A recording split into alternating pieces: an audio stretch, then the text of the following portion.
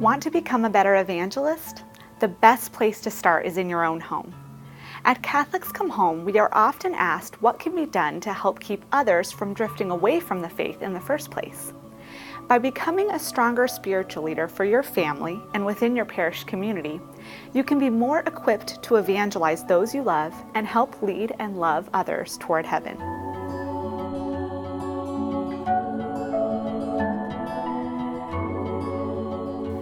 As Pope Paul VI noted in his apostolic exhortation, Evangelii Nuntiandi, there should be found in every Christian family the various aspects of the entire church.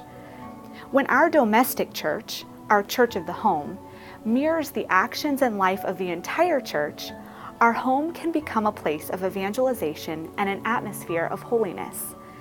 What are some ways we can reflect the Big C church in our little c domestic churches? First, evangelization.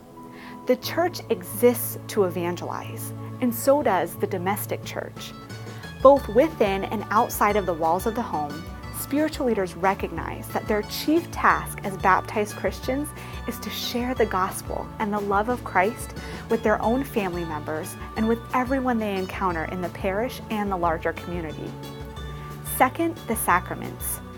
As the Catechism of the Catholic Church explains, the 7 sacraments touch all the stages and all the important moments of Christian life. Spiritual leaders keep themselves and their families close to the sacraments and encourage others to do the same. Third, adornment of the church home. If you were to walk into a vibrant, evangelizing Catholic home, you would know right away. Like parish churches are adorned with beauty that lifts one's heart and mind to God, so these domestic churches remind you of God's presence in their homes through religious art and icons, statues and home altars, and other beautiful Catholic adornments. Fourth, sacramentals. Sacramentals are sacred signs instituted by the Church. Through blessings, which hold a pride of place among sacramentals, and other forms and articles of popular piety, like crucifixes, rosaries, icons, statues, and holy water, the domestic church is grafted more fully into the life of the church. Fifth, tithing. Jesus spoke a lot about money in the Gospels. Just read the parables.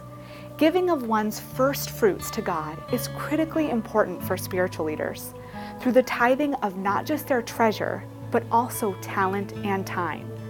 The domestic church is made a more active and evangelistic cell within the greater church by generously giving back a portion of their own blessings from God. Last but not least, prayer.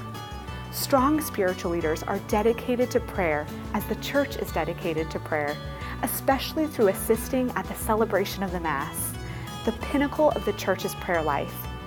Prayer animates everything that the church is and does. And so spiritual heads and hearts try to cultivate that same animating prayer life in their own lives and families, and with those whom they are evangelizing. If a friend spent time in your home and then spent time in your local parish church, would they see a resemblance of activity and lifestyle? For more practical strategies and inspiring stories to help you become a stronger spiritual leader and a better evangelist to those in your own home and within your community, I invite you to visit CatholicsComeHome.org and to pick up a copy of my book, Head and Heart: Becoming Spiritual Leaders for Your Family.